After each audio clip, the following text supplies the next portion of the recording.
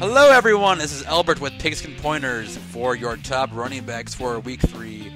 We have some picks that are going to be obvious, some that are not so obvious.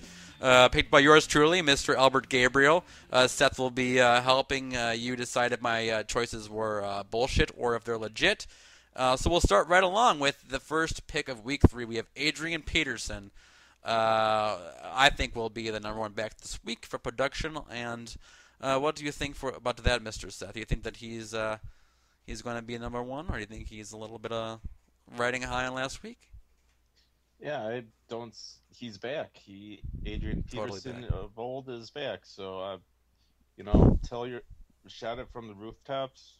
This guy is back to being the top talent at running back in the NFL. So definitely 100% have faith in him. Yeah, he definitely showed the Lions what was up last week. Randy's got a lot of experience against that team, but Jesus Christ, that was hard to watch as a Lions fan. And though I despise you and the team that you play for, I'm sure, and I do respect you as the number one choice this week, Mr. Peterson.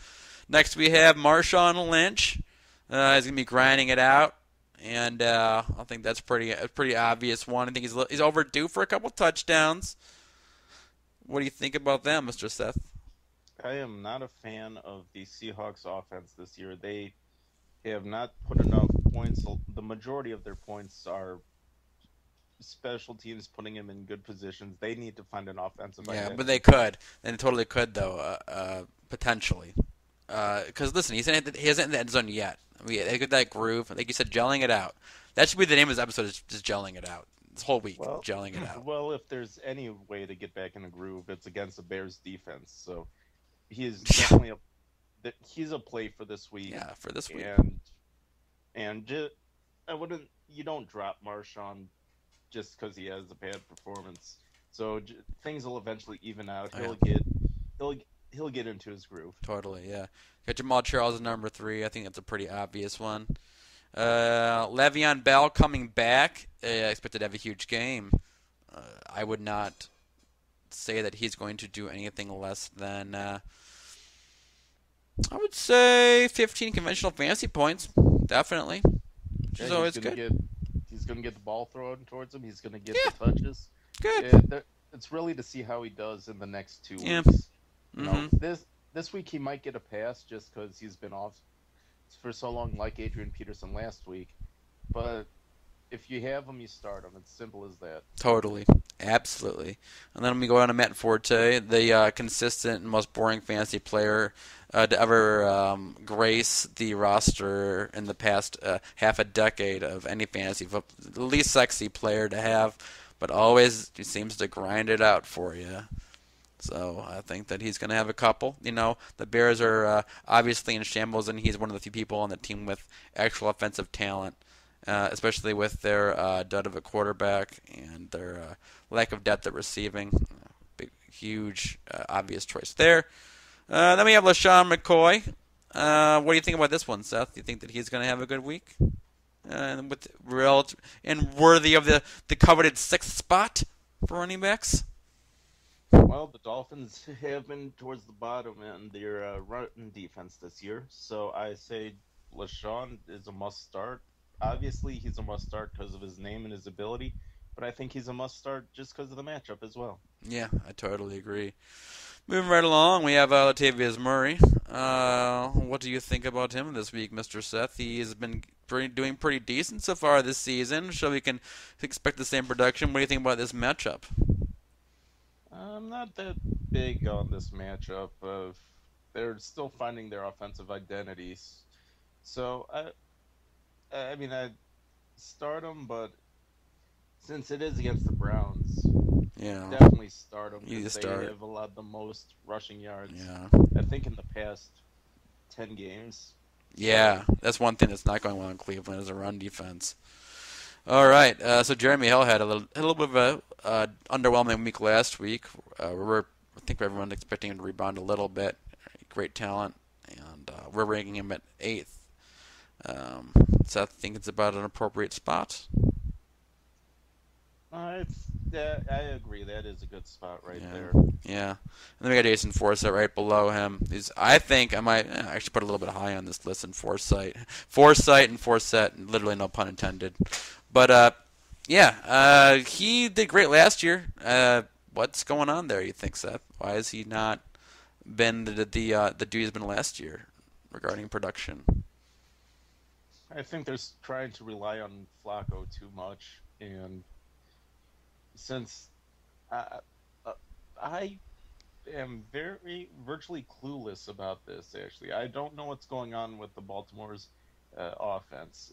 They the offensive line I know has had some injuries, and but they're really getting off from what they were last year, which is start with the ground and pound and then throw it up. But they're just not doing it this year. It's completely a train wreck on offense there. Yeah, it's really they're in that they started 0-2, obviously, just as the Eagles did. So did the Lions. We got lots of teams that have been not doing very well, and then you would look at these guys that last year did very well, like Forsett in this instance. Like, where are you at? So I'm still bringing it pretty high. I think that the love version is going to break on this one. We'll go right along to Ingram at the 10 spot. Chris Ivory has had a pretty decent run, but yet a little bit disappointing. But I think that he's going to break through and do well. What do you think, Seth? Well, I do like Chris Ivory over Mark Ingram. Chris Ivory is on a team that's on a roll right now. The Jets have found a defensive identity, and when you want to control the ball, hand it off a lot. And Chris Ivory is proven to be solid Hell and not yeah. spectacular. Yeah, he's been solid, non-spectacular. We'll call it the Forte syndrome. Then we have John Stewart in Carolina at the 12 spot. Always getting touches, always doing pretty decent. Mr. Hyde, great first week, not such a bad second week, though a little bit disappointing. What do you think Well, he about this got one? injured. Yeah, he got a little bit of hurt there. You know, when you're injured, plus you face the Cardinals, that's never a recipe for a good success No. at running back. Yeah, so we'll have to see how he heals up there, but I think he's going to be okay. And then we have Mr. CJ, who was one of our busts this past week. A lot of people are looking at this guy thinking that the dam's going to break, so to speak, and that he's going to find his role. I'm confident. I'm ranking him 14 on this list. What do you think about that? I think that's a bit too high. I have no faith in anybody but Demetrius Thomas on that offense. Yeah, I hear you. Well, Lacey's 15, and the only reason he's so low is because he is questionable. He is a little bit hurt, and I think that's pretty appropriate. Uh, but it's going to really depend on, how he heals up, if he's going to play, if he's not going to play. If he doesn't play, he's going to get you 0, so keep that in question, too. And then we'll move right along. We'll skip through these last 5 relatively quickly. We got Joseph Randal, who's done pretty good in the backfield, catching some passes, running.